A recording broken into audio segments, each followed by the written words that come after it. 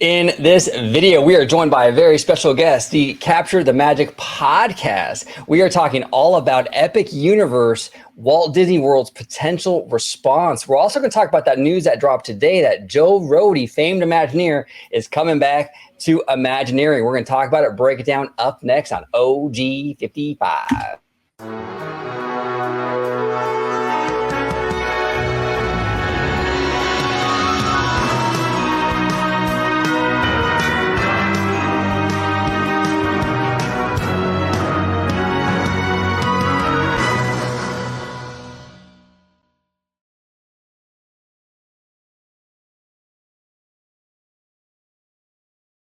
Welcome aboard, everybody, to another episode of OG 55. We're talking all kinds of stuff today. We're talking Epic Universe. We're talking Walt Disney World and their possible response to Epic Universe. We're also going to dive into this Joe Rohde news. But before we do that, I want to introduce my special guest today, the Capture the Magic podcast. First time on the channel. Jared and Jamie, welcome. Thank you. Thanks for having us. Oh, thank you. Glad to be here. Yeah, absolutely. It's an absolute pleasure. I love the content you guys do. Really, really great stuff. If you can kind of let everybody at home know where they can find you on social media, where they can find your channel, all that good stuff. It's pretty simple. It's at Cap the Magic on social media everywhere except for TikTok. For some reason, it's Capture the Magic. We just haven't changed that. And then, yeah, wherever you listen to podcasts, you can find us on there. And YouTube, we have the main YouTube channel, Cap the Magic, but we have the podcast itself. It's at CTM Podcast. So you can catch them all those places there. There you go. I will be linking all of this in the description, so I'll make it real easy for everybody at home. Make sure you subscribe and follow them. Show them all the love. Links down below. Excited to be here. Yeah, absolutely. We're excited to have you. And we got the Italiano, the Joe Pesci of Disney YouTube right here. The Italiano, forget about it. George, welcome back, sir. Thanks for having me back on. It's always a good time talking shop, talking Disney, talking Universal, theme park entertainment news, all that good jazz. Yeah, absolutely. And if you could let everybody at home know where they can find you on social media, sir. Absolutely. You could find me on X, formerly known as Twitter, at Disney George. You could also find me on Instagram under the Disney Italiano. And of course, you'll find me here on my home base at Orange Grove 55 with Citrus Corner with all that sweet, juicy, but sometimes sticky Disney news and info. There we go. So let's dive into our topics at hand. First topic today, we're going to talk about Joe Rohde. This is interesting. This came out today, actually, and we've been kind of speculating about this on the channel now for a few weeks. It seemed like there was some smoke, and apparently there was some. The smoke was some fire because right here from Scott Goosen on Twitter, Joe Rohde is back in the building at Walt Disney Imagineering. In a post on Instagram, WDI announced Rohde will lead a series of masterclass work sessions with current Imagineers. So this is interesting. Jared and Jamie, this is pretty crazy news. What are your overall thoughts on Mr. Rohde coming back to WDI? Oh, you want me to go first? Go for it. I'll go first. Go for it.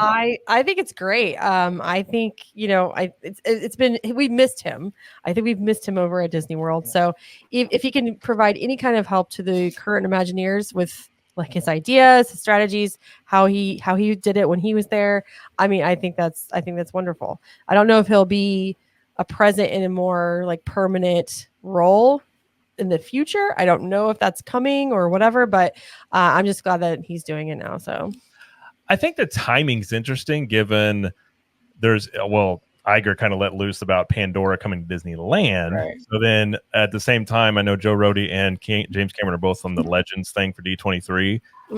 Makes you kind of wonder if there have been rumblings as well about adding another attraction over into Pandora in Disney World as well. So they may be, who knows, they could be doing more things than just doing master classes. But either way, I mean, I love when older, older famous or people Imagineers we know are brought back, because I think that obviously he and Tony Baxter and the like know what they're doing with that stuff. So at the very least, I think it's good for Imagineering, but it could be indicative of there being something else coming as well. And Jared, that's exactly where my mindset is kind of at with this. And when I was talking about there being a lot of smoke, maybe there was fire, and that's kind of what I'm talking about, right? Because like the Legends Award this year, it's kind of interesting how they picked Rohde and James Cameron. And yeah, these are obviously legends, and they deserve these awards, but it's the timing of it, right? Yeah. It's the timing of it. Well, and some people were running around. I saw, which it's in the internet. They were saying Joe Rohde's back. I was like, oh, okay, like he's in the building. Like the headlines are there. So like, I don't, he's not employed again by Disney because I think isn't he working for Virgin now? Yeah, he was. I don't know if he still is, or I'm not sure. But at one time, I believe he was. Yeah. Yeah. So I thought he was employed by somebody else. So I don't think he's back as running Imagineering by any means, but I think it's cool for him to be back though. Yeah, it was kind of funny because this morning I woke up to this news and I'm like, I was actually one of the people, yeah, he's back. And then like maybe like half hour later, there was an update. Oh, he's doing these master classes. And I'm like, okay, that's cool. Because I think that institutional memory is important. You want to pass on that knowledge to the current crop of Imagineers. I think that is important. So this is good news, but I was a little disappointed when I heard the masterclass stuff because I was like, man, because my mind was where you're at, Jared, where it was like, okay, we have some sort of Avatar thing coming to Disneyland Resort. We got a lot of rumblings about Animal Kingdom expansions, things like that. And both of those things are like Rohde's wheelhouse. Very true. Very true. So it was like, oh, he's back. So I thought he was going to just like dive in, and it's like, oh, he's teaching the class. I'm like, oh, gosh, right? That is something about Animal Kingdom that could be. I've been saying for a while, Animal Kingdom needs the most love out of any of the Disney World parks because it just there's not as much stuff there. But having like my dad worked for Disney for a bit, so I've known a few people that work for Disney. So the internal rumblings of my first thinking was like, do they not have this stuff like as part of the teaching curriculum for Imagineers just to begin with? Like that was sort of my maybe it's an excuse to just be like, oh, he's in the building, but he's hinting at something else. But if that's what he's doing, I think it's good either way. But I think I agree with you. I think it's probably them sort of hinting at other things coming, perhaps. Yeah, and George and I were talking several videos ago about how it would be so epic if at the D23 event, they're talking parks and they bring him out on stage and be like, yeah, he's working on the new Animal Kingdom expansion. Yeah, he's working on the Pandora thing. I mean, the Yeti. Yeah, he's going to fix the Yeti. I just actually said that yesterday. I was thinking that if nothing else, if they bring him up on the stage and say he's going to fix the problems with the Yeti and Expedition Everest, I think that would be more than enough to get the fans all riled up. Oh, yeah. Agreed. I've said for a while that I think Disney could do, and it probably led to our conversation, involving Epic Universe, but if they did a lot of things that just the fans want, I think a lot of people would be happy. I think if they fixed the Yeti, as much as I've heard, to fix that would involve basically like tearing down most of the mountaintop or the mountainside there to do it, from my understanding. But even if they did that, I think the fan base would love it because I think that's something that they would go crazy for. And I do remember when Rohde was at one of the past D23 expos, I believe, do not quote me, I believe it was the one in 2015. I'm gonna quote you. And okay. I'm writing it down right now. Yeah. And I think he did say, he said, if nothing else, and he told the fans this came from Rohde's, I'm quoting Rohde, where he said, I will, at some point in time, the Yeti will be fixed. I do remember him saying that. Yeah. So, and I think it's interesting because technically it's really not the Yeti. The Yeti's actually fine. He's just turned off. It's the platform he's standing on because what it's doing is the audio animatronic is so big and so heavy and he moves very fast that what it's doing, it's cracking the foundation every time they turn him on. Oh, okay. So basically what they have to do is, because there's 3 separate puzzle pieces, if you will, as part of that attraction. There's the mountain itself with the track. There's the Yeti, and then there's the platform of the Yeti, which he stands on. So none of those pieces actually connect with one another. The Yeti doesn't touch the mountain doesn't touch the platform doesn't touch the track. It's like all intricate. Wow. But yet it became detrimental that if something were to go wrong, it'd be, and part of my French, a bitch to fix. Yeah, no, exactly. That's crazy, and you're absolutely right too, Jared. With like, there's so many little things even like they can do to like really like knock the socks off of fans, right? Like even the monorails. I know it's not like a little thing, but I mean, if they were to come out and say, hey, Walt Disney World's getting a new fleet of monorails, we're getting rid of that diaper smell. Yeah. Yeah. Right. Yeah, So true. They redo the insides every so often. They'll redo new carpet and things, and it still has that smell. Even though it's like it all looks nice, it doesn't take long for it to get dirty. But even with my dad drove a bus for Disney for a bit, and he talked about apparently the maintenance side. They would always say these monorails, we don't know how much longer they've got. Like I think they are 35 years old. Yeah, now. they've been around for a long time. They're old. And so I and like we talked about too with they talked about putting in that Pirates of the Caribbean lounge over the pirate side of Magic Kingdom. I think stuff like that would be a huge hit. Just start doing things in the parks, like little stuff like lounges and stuff. I mean, Nomad Lounge over in Animal Kingdom is always busy. So places like that are always busy, full of people. Yeah, there's a lot of stuff they can do, and a lot of this like stuff that like we call him Daddy Josh, but because he's so handsome, right? Josh Tomorrow. but like there's a lot of stuff that Daddy Josh was talking about, like at a lot of these expos recently, about like we could do this and we can do that, right? All the maybe what if stuff. Do that stuff, Josh. Like if you were to get out there and do that Villains Land that you kind of threw out there at what was it, Destination D, I think it was, or something. One of those. Hard to remember. They've thrown so many what ifs out there. It's which one they did, but yeah. Exactly. I mean, if they would just commit to one of these projects, I think that the fans would be over the moon with some of this stuff, because the ideas aren't bad. It's just that we're not getting any concrete, like, hey, let's do this. Now, we did get, I don't know what Jared and Jamie, if you heard, but there was a permit filed right outside of Animal Kingdom for a 5-acre staging, like a 5-acre staging ground for construction. Yeah. You heard about that? So we talked about it on our show last week. I mean, everything that I think it was for technically a parking lot for construction workers, essentially. Right. Yeah. Which leads to that it would probably be for DinoLand. I've been looking at all the Epic Universe construction for the past year, so I know way more about theme park construction than I thought I ever would. So I was like, oh, that's what they would use that for. But that would make sense that they would, because DinoLand is sad. I don't know if you guys have been there. It is just they took down Primeval Whirl, and then it just looks like a carnival left town in the corner. It needs to do something. So I think it probably is more than likely going to be announced. It's unfortunate because the land itself, there's no cohesiveness to it. Right. It's like everything is just kind of plopped where it's at, and it's like, there you go. There's your land. And I think the whole concept of dinosaurs is great. It's very well a interesting factor to have into the theme parks. But I think Universal kind of hit that home run with Jurassic Park and Jurassic World, where Disney just missed the mark with the dinos, unfortunately. And I think honestly, since the park opened in 1998, I think it's time for the dinos to really go extinct at this point. Yeah. Well, it's funny. Animal Kingdom was my favorite park. Upon my first visit at Walt Disney World, Animal Kingdom was my favorite park. But it's weird because DinoLand is almost like the antithesis of the entire park, because the whole park is this very organic, natural kind of feeling. And then you turn the corner, and then you got this real plasticky, artificial DinoLand, right? It just doesn't feel right. It can go. Well, Primeval Whirl was a ride you would see in we're from Missouri. It was like the Ozark Empire Fair, and you would see a Primeval Whirl every summer. It would come up, it'd be there for 2 weeks, it'd be gone.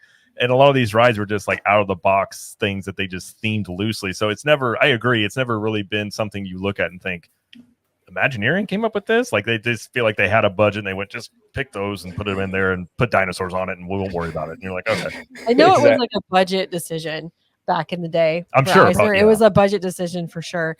And I know they wanted to promote the movie Dinosaur. Oh, that's right. It was, and that's why they put Dinosaur. Yeah, that's right. Yeah. But it's just out of place. It doesn't feel right. It doesn't feel right. That was the one area of that whole park. The rest of the park, I fell in love with it. That one area that was like, Now, can I ask you both? Do you agree with the notion that if they were to put in Encanto and Indiana Jones in that spot, do you think that's a good fit for Animal Kingdom? Is there something else that you would consider? He doesn't really. Okay, I love Indiana Jones. I can't say I like the newer movies of Indiana Jones. I recognize the original trilogy personally, but. I don't I would love an Indiana Jones ride. Like I know Dinosaur, that track is the same one out in Disneyland for Indiana Jones. I just don't know if Indiana Jones fits in Animal Kingdom. Like I wouldn't be mad about it. I just don't know if it actually fits, but they can make a story around it. And Encanto, I think, could. I actually think the Moana attraction they opened at Epcot would have made more sense in Animal Kingdom, the walk through water attraction. Absolutely. So, you know, we've talked about on our show, like, I kind of think we're past the point where, like, you know, used to, you never would have saw like Frozen Ever After be in Epcot. Like, I think they're going to put IPs where they're going to put them at this point. So it's like, well, as long as they've done well, I'm not going to be mad. I just, you know, the 90s maybe not would have done it that way, maybe, but. Yeah, times are changing. IP is the king of the industry right now, you know, and these companies are just doubling and tripling down on the IP thing because you know, really too, it decreases the risk, right? Because when you put a Frozen ride in there, or you put an Encanto ride or Moana ride, it's like there's a built-in audience with that. So it's like the risk level is way lower than like an original thing, like a Mystic Manor in Hong Kong. You put that out here in California, oh, I would love that, you know, but it's like the normies aren't going to know what that is. Are they going to be into that, you know? So Disney's really focusing on those normies, and they want the Elsa ride. They want the Well, do you know what I would say to that notion? If that's the case, I'd be like, oh, you wouldn't like this attraction. Go do something else, and I'd just be a walk-on for me. So it's like, yeah, exactly. Well, and I've said for a while, like, you know, however you look at it, for me, I love the history of like Walt and the Imagineers and all the stuff they would do.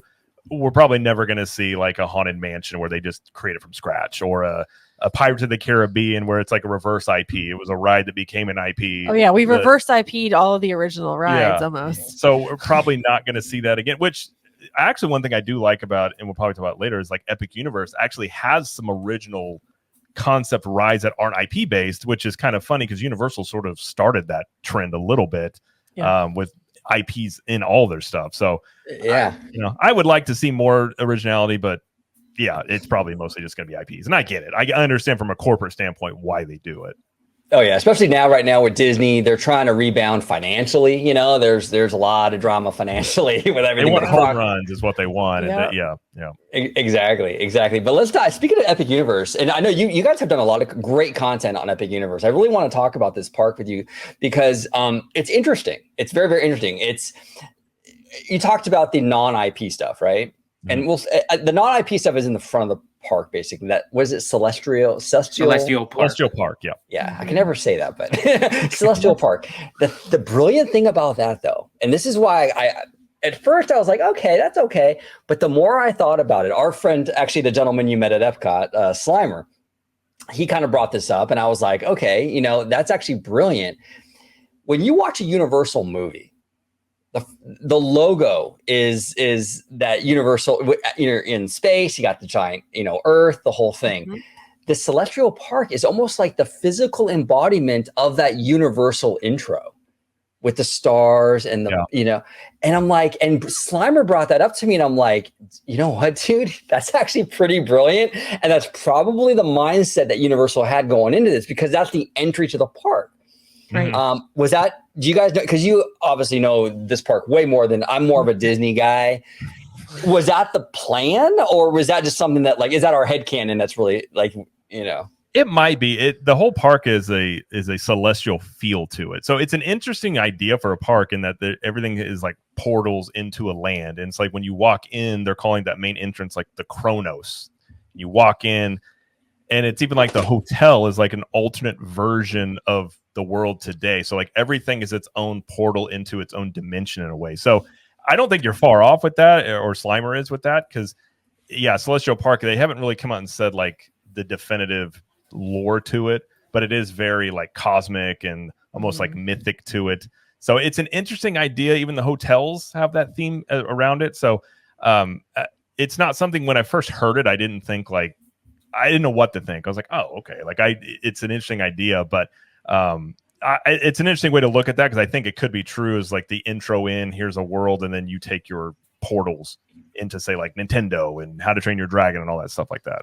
Yeah, it's fascinating. Now, speaking of the portals, I've said many times, like in videos and stuff, I think the portal idea is actually kind of brilliant, because what you do is you sort of do this, every land gets that grand reveal. You know, it's you walk through and it forces your eye, and when you come out the other end of that portal, you get that big grand reveal. We see a lot with a lot of theme park design today. We have an element of that here in California, a California Adventure with Cars Land. There's an area where the rock work is just right, where you walk under it and you get that big grand reveal of Ornament Valley and things like that. we've seen it with like Galaxy's Edge, and Universal's like, we're going to do that, but we're going to like double, quadruple down on this, and we're going to do every land like that. And I thought that was actually a brilliant, kind of concept. What do you guys think about the overall idea of incorporating these portals for each land? I think it makes it more cohesive. Like, it makes it make more sense. Like, why would you have Dark Universe in with Super Nintendo World? Well, in this way, it does make sense if it's a portal. That's true. Yeah, it does ease those, where Disney's famous for those, like, they ease you into a land with the sounds and the visuals, and they're just like, we're just going to break this all up.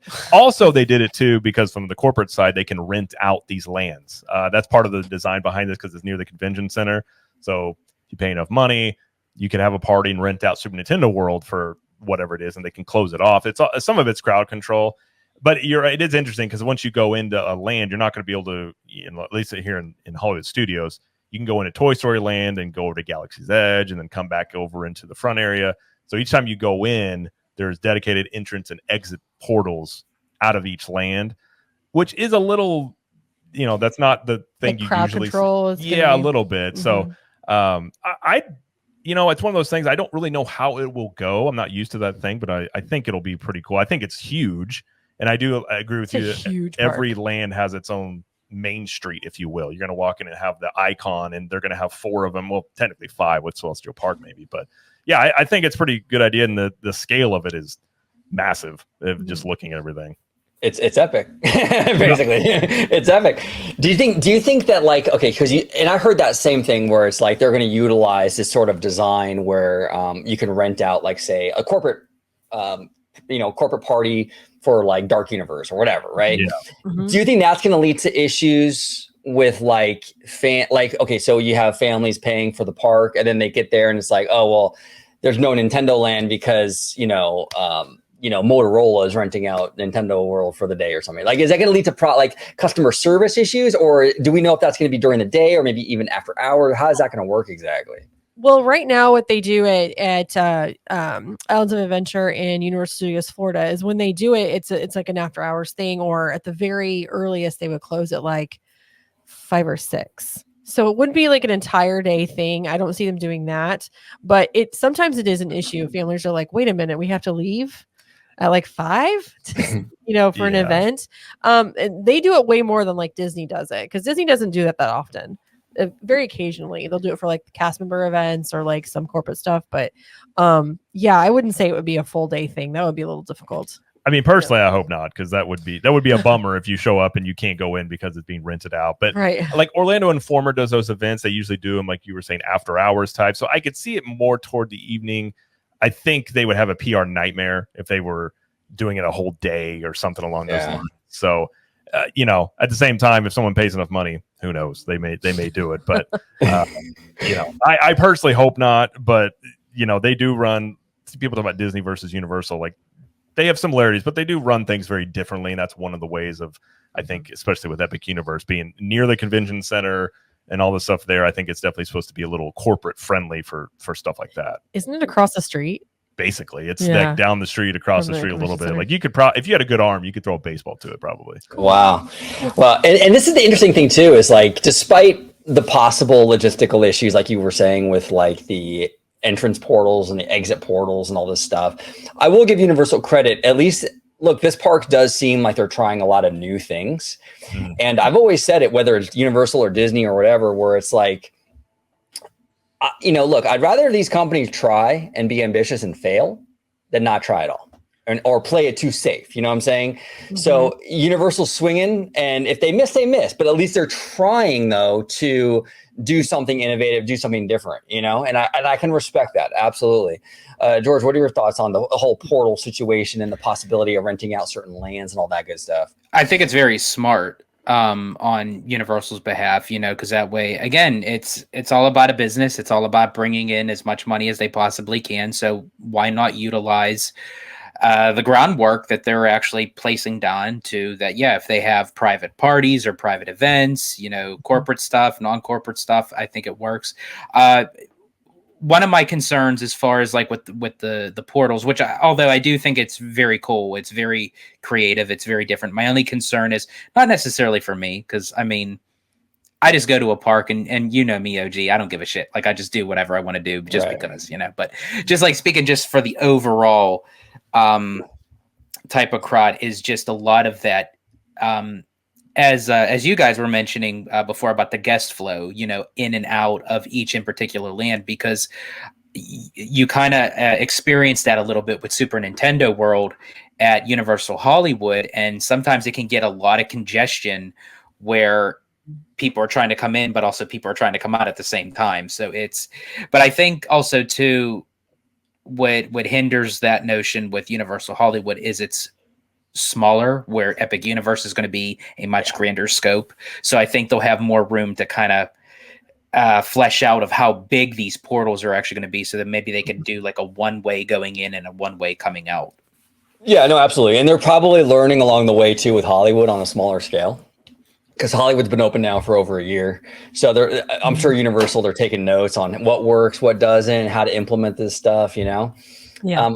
I wanted to ask you, Jared and Jamie, I want to ask you guys, so with Epic Universe, we got Celestial Park, we got Harry Potter, How to Train Your Dragon, the Universal Classic Monsters, Nintendo, and I believe that's it. What are your guys' thoughts on the overall IP choices with this park? I mean, I grew up on Nintendo, so I'm like chomping at the bit for that. Our daughter is 7, and I've got her. We have a Switch, and we play stuff. So for me, I that's my whole childhood is Nintendo. So I like that. I do enjoy Harry Potter. I'm not going to say I'm a Harry Potter nut or anything. I don't know anything about it. This one is based on Fantastic Beasts, right? Beasts. So I don't know a lot about those. So it's like 1930s Paris is what it's built on, or that's the theme of the land. I actually think it's smart of them, like Universal Monsters, because that is very unique to Universal. And the Halloween Horror Nights is one of the biggest events that they do. And I think that lends itself into it. I've had the theory maybe they do Halloween Horror Nights something in Epic Universe with that, or something similar. I don't know anything about How to Train Your Dragon, but I think they're, for what they've got, they're using their IPs as much as they can for family friendly. If you look at Epic Universe, I mean, you have Starfall Racers, which is that big dueling coaster that's going to do all the loops, and it looks pretty intense. Everything else is pretty family friendly. And I definitely think they're going after that. They're not trying to do the insane thrills. They're trying to play in the middle for families and appeal to everybody. So I for what they have to work with, I'm okay with it. I mean, again, I'm big in Nintendo, so I'm happy about Nintendo. But you'll love Nintendo World. I'm just like, yeah. And I'm even more excited that Epic is going to be getting the Donkey Kong kart coaster. Like that, out of everything, that's out of anything in Nintendo, which I've been on Mario Kart. It's okay for me. It's nothing that, it's, I like the concept of it. I just feel like some of the execution could have been done better. But the Donkey Kong, I am like ecstatic over. Yeah, that's incredible. I mean, and again, Mario Kart is another screen-based attraction, which people talk about all the time with Universal. Like, they don't like to see that. A lot of the stuff in Epic Universe isn't screen-based, which I think a lot of people will be happy about. Yeah, interesting. I mean, I think Mario Kart may be the only one. Well, though they're going to utilize one of the ones in Dark Universe is going to be screen-based, but I've heard Mario Kart sort of meh, but the Donkey Kong one, because it's got that side track and it's going to look like you're jumping the stuff. And oh my gosh, that'll be cool. There's actually animation. I can't remember the YouTube channel. I'll have to find it and send it to you, but they've actually done a whole 3D rendering of how it's going to look in like first person views and everything like that. Like, it looks pretty cool. That's awesome. Yeah, the IP mix. Okay, so Nintendo, no brainer. That's going to be just bags of money for Universal. Interesting, because actually when they announced the classic monsters, I was like, yeah, I'm down for that. But are the normies going to like that? I don't know. It's 100-year-old IP basically. But I got to say, I've been watching a lot. I don't know if you guys follow BioReconstruct on Twitter, but I do. That's where I get all my images for the Epic Universe construction stuff. So I'm always browsing his Twitter X, whatever it is, all the time. Yeah. Oh, incredible work over there, and the more and more I see of Dark Universe, the more and more it rises up the ranks for me, because that portal looks really dope with like the tree roots and everything. So that's impressive to me. I think Nintendo World, like I said, will be a huge hit. Potter, I think, will be high top tier quality, because J.K. Rowling really does push for that quality, and she's big on that. She's a stickler for that. I'm iffy on them using that franchise again, because I think that you can go to that well one too many times. And this is like, what, the third time now they're doing it. That's my only thing with that. But I do think it'll be a very well executed land. All the Potter stuff that Universal has done has been amazing. Yeah. And then I don't honestly know too much about How to Train Your Dragon. From what I'm hearing, though, you guys hear this? There was an announcement today that they're going to announce something on the 28th.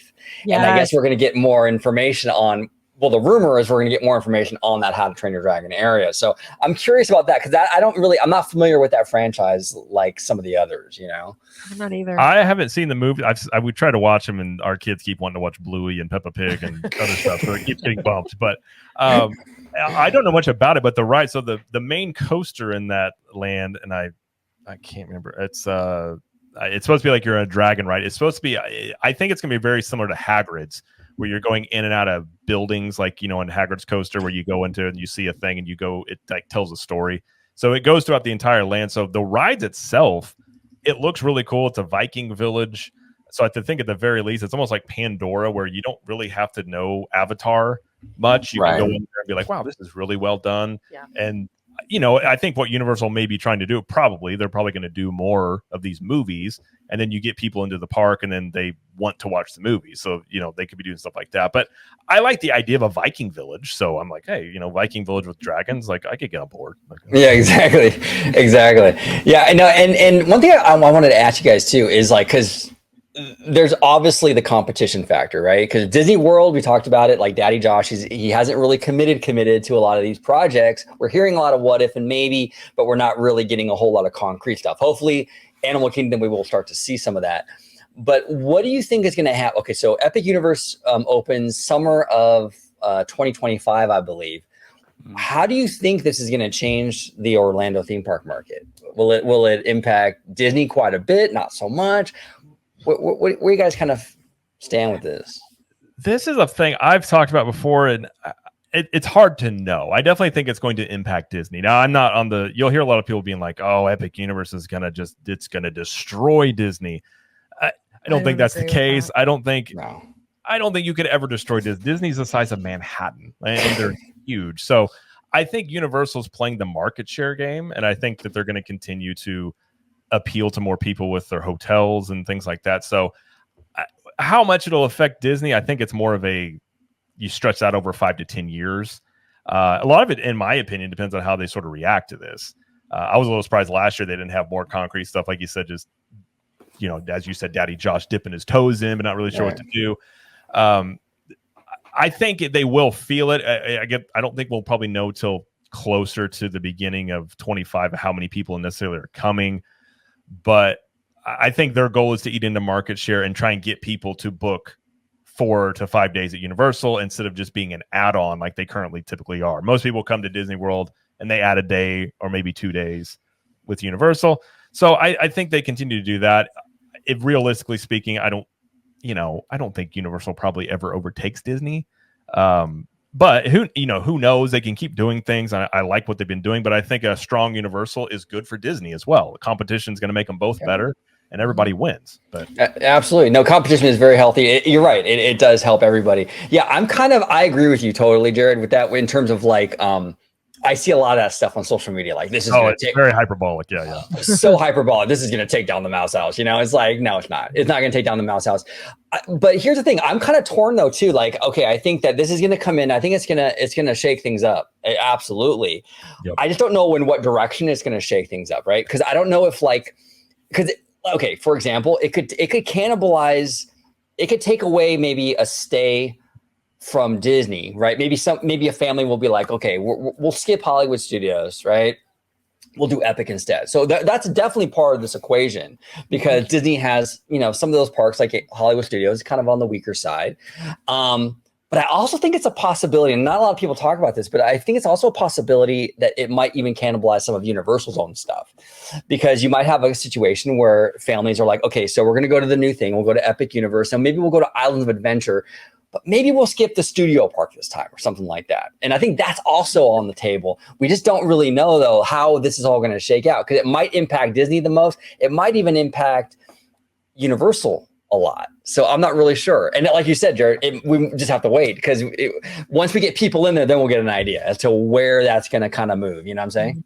And I think that's why you're seeing Universal add stuff like they added Minion Land. They're redoing the kids zone in the studio side. I think they're going to try and add more stuff into the existing parks because I've also been saying with Epic Universe, a lot of people may just go to Epic Universe only because obviously you got Nintendo, these big IPs. But we actually can't say because of an NDA, but they are doing more cool stuff along those lines in existing areas, we'll just say. With maybe some video games that exist. Nice.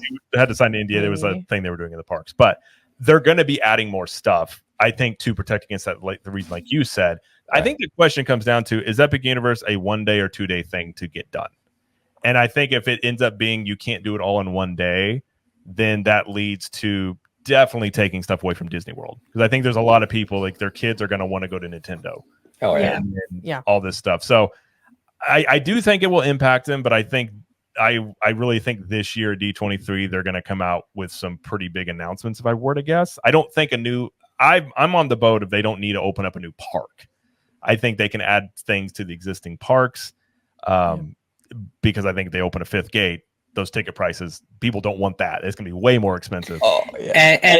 And not to mention, they need to work on the 4 parks that they already have right now. Like there's so much more that needs to be added and expanded out.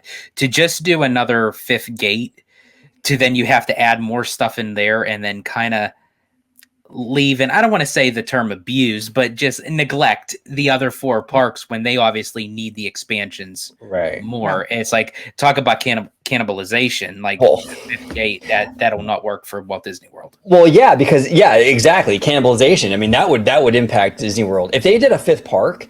Then I think families would definitely have to make that call, like because people only have so much PTO to get off of work and only so much money to do this stuff and time. And so there comes a point where there's just too much to do it all, you know? Well, OG, that's why I only have 1 kidney.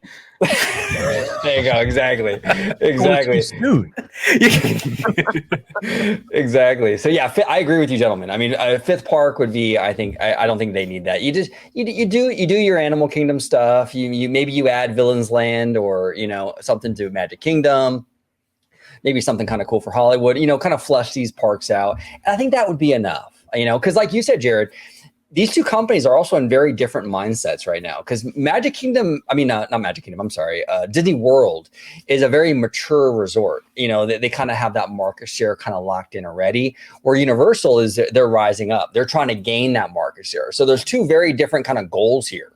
So it's like, you don't want to like Disney World, like you don't really need you don't need to be in market share mode. Universal does though. So these 2 approaches are going to be different, and so I think it's a good idea to sort of approach them in different ways. So yeah, and not to use a sports analogy, but like it's hard to stay on top. I mean, you look at like a Tom Brady's rare. A lot of times it's like Universal's that hungry young team that's wanting to win, and Disney's sort of trying to.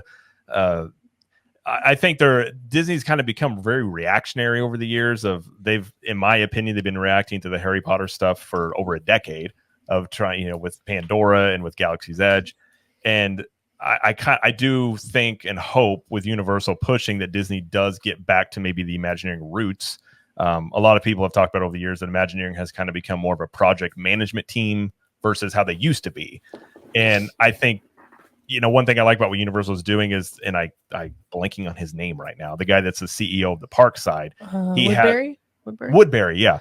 He has their version of Imagineers background, so they're very guest focused, and I think they're very creative on that side.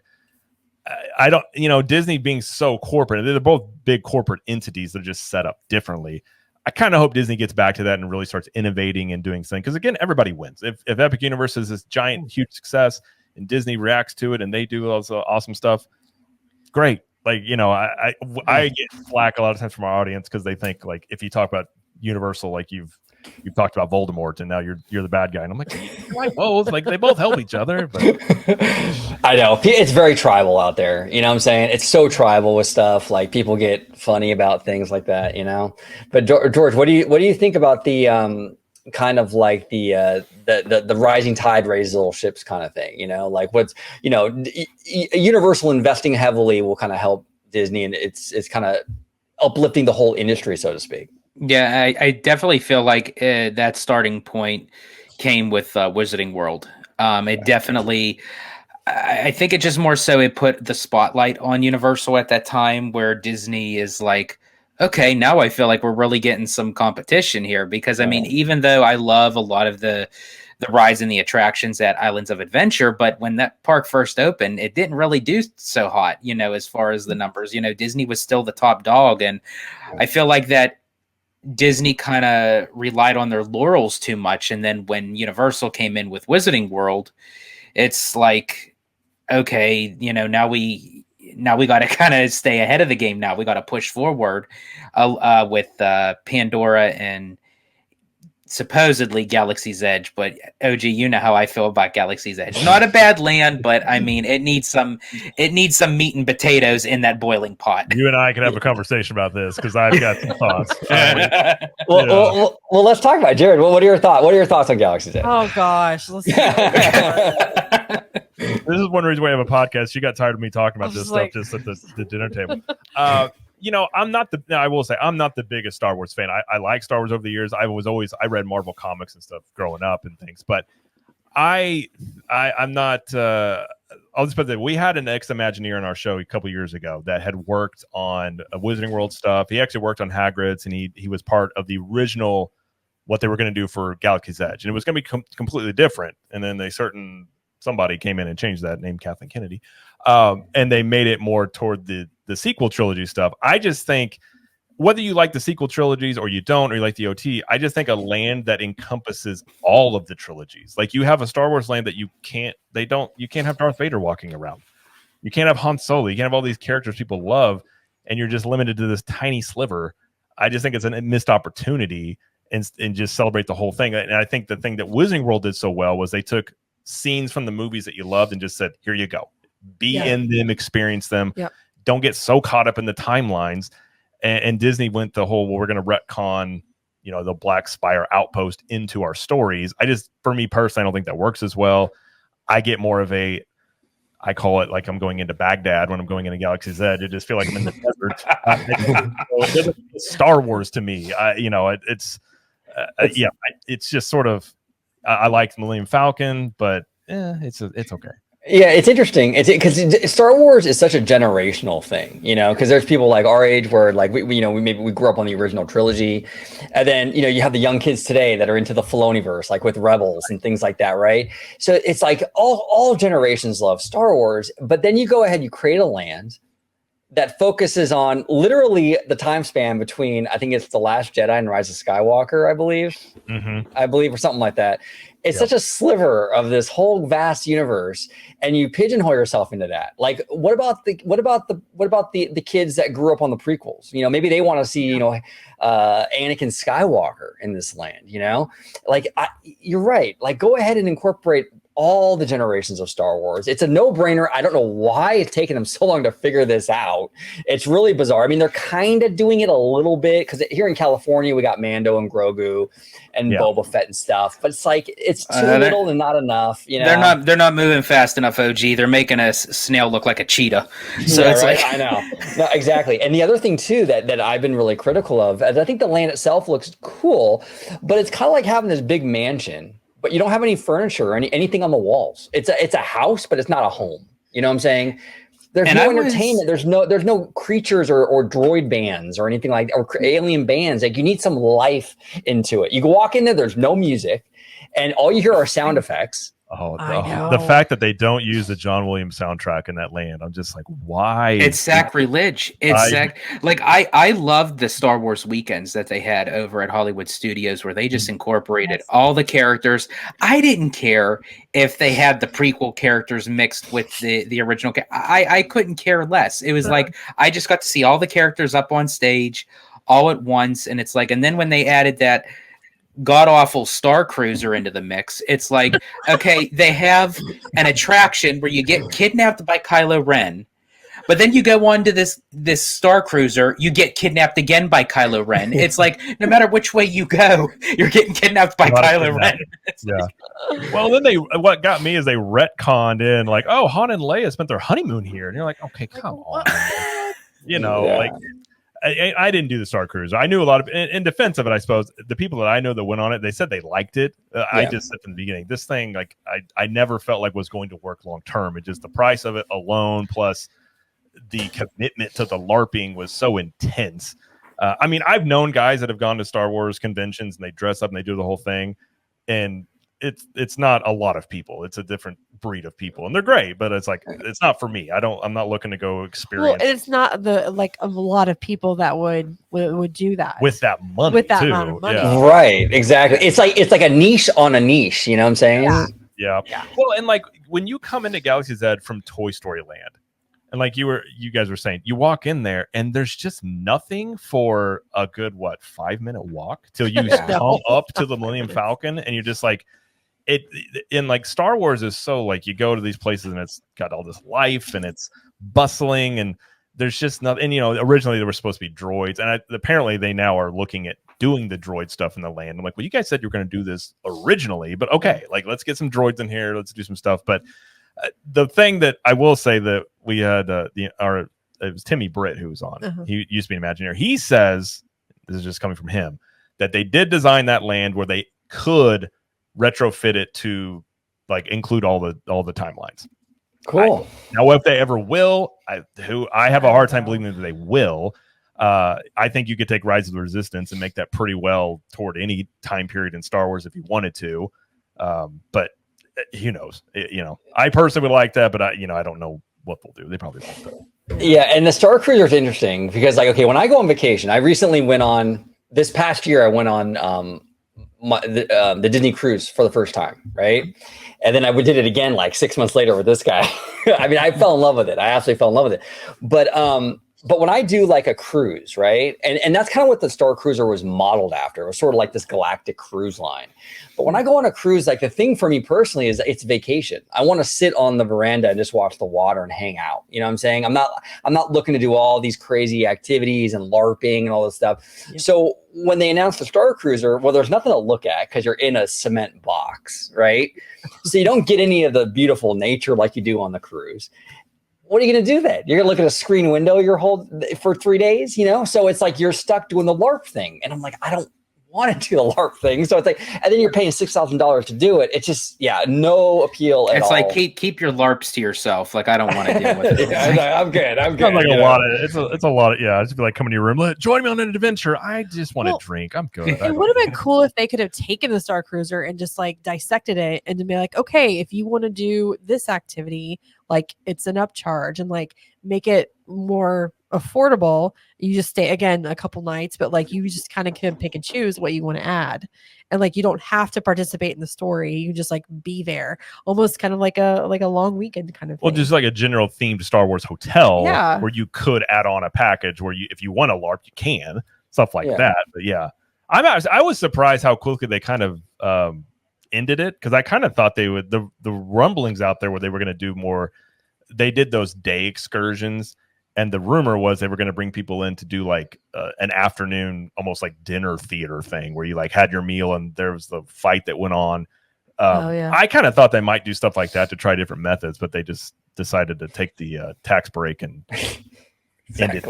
But they just and I think that was that Chapek or was that Iger 2.0? That was Iger. It was as soon as Iger came in. I mean, the thing, Chapek gets blamed for that, but that thing was an Iger. I mean, it was under his tenure when it was greenlit.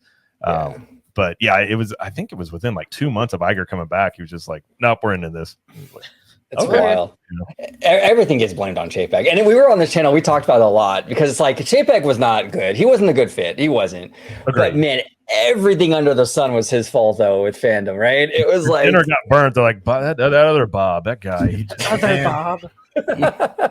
Well, and the timing alone was just so interesting. Like, when Iger left, like right before everything, happened, and then he comes back when everything's kind of coming back in, and then I had said, I think very unpopular on our show, I was like, I don't see Iger coming in and just changing all this stuff, because a lot of the stuff that was happening was stuff that Iger was implementing himself.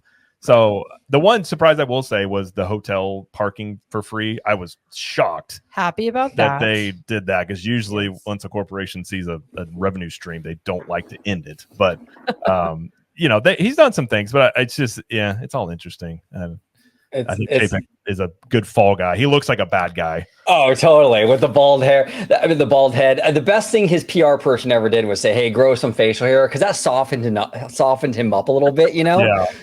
But like, he is totally Dr. Evil. I have a feeling he has a pretty strong I guess it's just called a non-disclosure, where he can't say anything while they, you think so? Well, I mean, I don't know. If you get a big severance and just say, "Hey, here's your severance," and you can't talk about us badly in the press, I wouldn't be shocked. I wouldn't either. It's crazy, like, because they re-upped his contract in like July of 22, right? Yeah, it was like 22, and then it was like what, 3 months later? Oh. On his way to an Elton John concert. They're like, actually, you're not going there. It was wild. I was actually at a Friendsgiving thing at dinner, and I'm scrolling through my phone, and all of a sudden I see Iger returns to the Walt Disney Company, Chapek out immediately, and I'm like, okay, this has got to be like an Onion article or something. Right. There's no way, And then I was like, reputable sources and outlets were talking about, like Variety and Hollywood Reporter. I'm like, no way. Well, it was on like a Sunday night too, so it was just very much like, I remember just breaking, and it was like, what? Like, why now? It was all just so strange, but yeah, bizarre. That's why ever since that moment, it's like I don't doubt anything anymore. It's like, it's the same, yeah. Like anything can happen at Disney. Actually, we did a live show last night, and someone asked me, "Do you think John Lasseter or whatever come back?" And he's had some issues, obviously. And I'm like, honestly. Bob Iger came back. Who knows at this point? I have nothing's off the table anymore, So I'm kind of like. I think from what I've heard, Lasseter. I don't know. You're right. Who knows? I've heard he's got bad blood with. He went over to. I always get the name wrong. Skydance. I want to say Spyglass, but it's Skydance.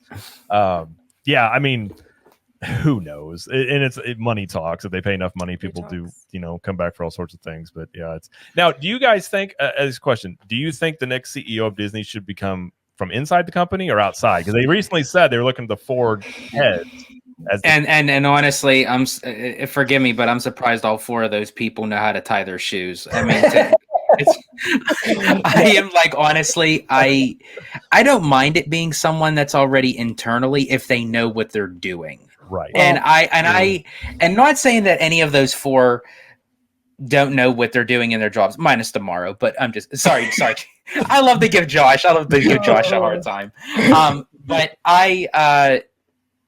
I'm just one that I say, look at the bigger picture to kind of maybe bring some, new blood into the company. I mean, Eisner and Wells, they both came from Paramount and Warner Brothers. They had no connection to Disney whatsoever, and they ended up saving the Walt Disney Company at that time from a hostile takeover. And Chapek was a Disney lifer. He was there for 30 years. So it's like you have these outsiders who came in the mid 80s who completely understood Disney, right? With Eisner and Wells. And then you have this lifer who came in 2020 with Chapek who didn't really get it. So it's like, that's what, I agree with you. Like hopefully they're not too focused on internal.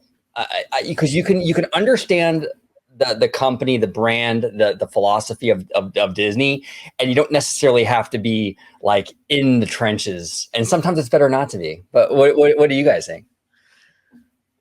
You go ahead. You have opinions. I've said for a while that I think it should come from outside the company. Yeah, I think if you look at, and like you said, Eisner and Wells, I think that's a great model because Disney is such a, I want to say weird, so unique company. They're so big. They have so many different moving parts. It's almost like the Roy and Walt model where you got Walt's the idea guy, Roy's the money guy. You almost need that. Well, really quick before you continue on, and that's something I wanted to ask you both is, do you believe for as big of a company as the Walt Disney Company is, do you think it would even be better to not even just bring someone in outside of the company or what have you, but have a dual partnership as CEO because it worked so well with Eisner and Wells and even Walt and Roy, have that creative, have that financial person. Oh yeah. I think it would. Yeah. I think it would, but egos become a thing. And when you're talking to these CEOs and all this money, it's like, you watch shows like, what's that one about the corporate thing? Succession. You got all these things of like corporate backstabbing. Like in an ideal world, I think so. But I feel like we need that balance though, where you have like the ideas and the execution. You have the guy going, wait a minute, hold on. Maybe we need to make some different decisions here, like Roy or no, I agree. I don't know in this day and age if that's a possible scenario, but I think it would be an ideal one given how Disney. I mean, you got it's like if you know, I know a lot of people like Josh D'Amaro, and I've met Josh D'Amaro. He will look you in the eye. That guy is slick. He looked like I was there opening day of Mickey and Minnie's Runaway Railway, and he'll get off the ride and he's shaking hands with people, and I was like, oh hey, what's up, man? I got a picture. He's like, what'd you think? And I was like, oh, it's good. And he's like, no, like, he was like, what'd you not like about it? And he just looked me in the eye like he really cared. Either he really did. No, trust me. See, if he asked me that question, I'd be like, sit down. Let's have a chat. I mean, I was honest. I was like, he's just got that gift for like, and I've met a few people where they will look at you like, it's just you and me, buddy. And you're like, you're good. I'll give you that. But I can't say like, what does he know? I haven't been super thrilled, I should say, on the theme park side necessarily with a lot of stuff. But what's he know about ESPN? What's he know about movies? Like, what does Dana Waldron know about the parks? Like, all these people have very, intimate knowledge of their departments. But Disney's this just giant, like, mega of a company that, you can make the argument of maybe it's better if they did get, people talk about selling off ESPN and some of these other things. They've just gotten too big. That's another thing you could look at as well. Yeah, and then it's interesting too because I definitely want external, but then I'm kind of in this weird position because I love Tom Staggs, and he's technically like a Disney lifer. He was there for so many years. I know he's out now, but if he came back, I'd be cool with it. So it's is he over at Candle Media. Yeah, him and who's the other guy? Kevin Meyer. That's right. Yeah, because they were consulting for a little bit. Iger said I thought that was interesting, but wasn't Tom Staggs the one that was supposed to be like he was up for it in like 20 yes he got the short end of the stick big time because honestly in my head when he was chairman of the parks I thought he has it in the bag. There's no way that they're going to let him go, and they let him go, and I'm like, you dingbats! Like, why did you do that? And I'm like, I should have just kept my mouth shut. Well, I think was it the board that wanted Chapek, if I remember correctly? Yeah. Okay, I'm trying to remember how that went down, but because at first I thought it was Iker, but and OG knows, and honestly, nothing against these people, no bad blood. It's just my sarcasm. That's just how it comes out. But nothing against Chapek, but even OG knows way back. I had issues with him when he became chairman of the parks. So when they announced that he was going to be CEO of the whole entire company, I said, oh, we are in so much big trouble right now. It's like, it's not going to be funny. I nicknamed him Moneyball because I think that's how he ran everything. Was just he watched the Moneyball and was like, yes. No. You're like, no, like it's just from a spreadsheet only. And and speaking of sarcasm, I speak sarcasm very fluently, so I appreciate it. And that's the thing too with Chapek, right? Because people say he's not creative. Oh, he's very creative when it comes to figuring out ways to make money. He's very creative.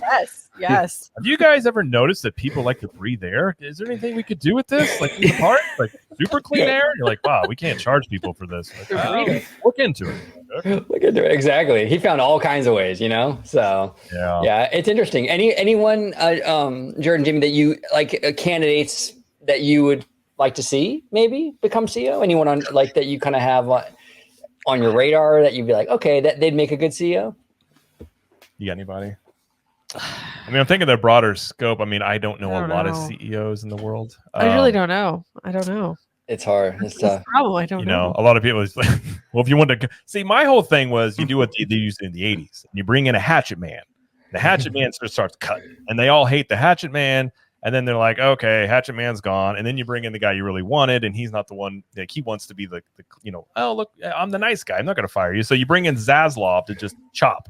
Just get it all going. That's what he's doing at Warner Brothers.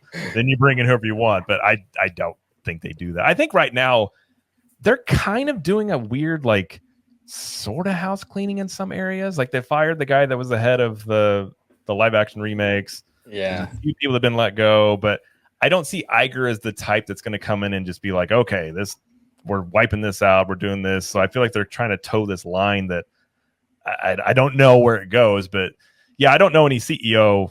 I don't know enough about the corporate world to know who would be a good one, but nobody inside the company with Disney strikes me as a great fit.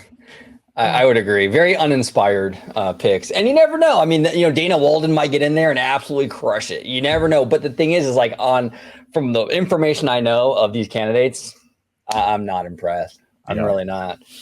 We'll see. But it was awesome having you both on today. You're always welcome on to talk shop with us. We had a great time with you. So thank you. Thanks for having us. Yeah, for sure. We'll get you on the show. We actually do a live stream now on our YouTube channel on Thursdays. It's a live stream, so we'll be sure to get you guys on the show, get you guys on there too, because it's we just talk. It's an extra thing we started and just chat about whatever's going on that week. So absolutely, we'd love to. If you could just remind everybody where they can find you on social media before we head out.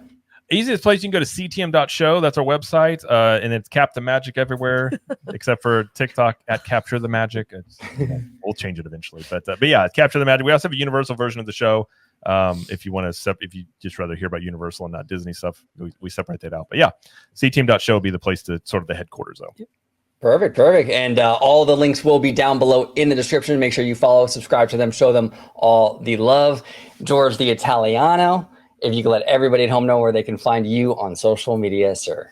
Absolutely. You can find me on X, formerly known as Twitter, at Disney George. You could also find me on Instagram under the Disney Italiano.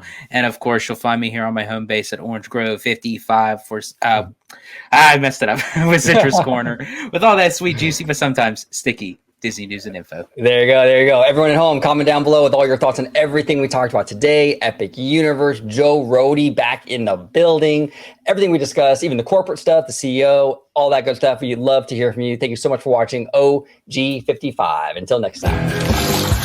세상이 누구에게나 공평하게 추악해.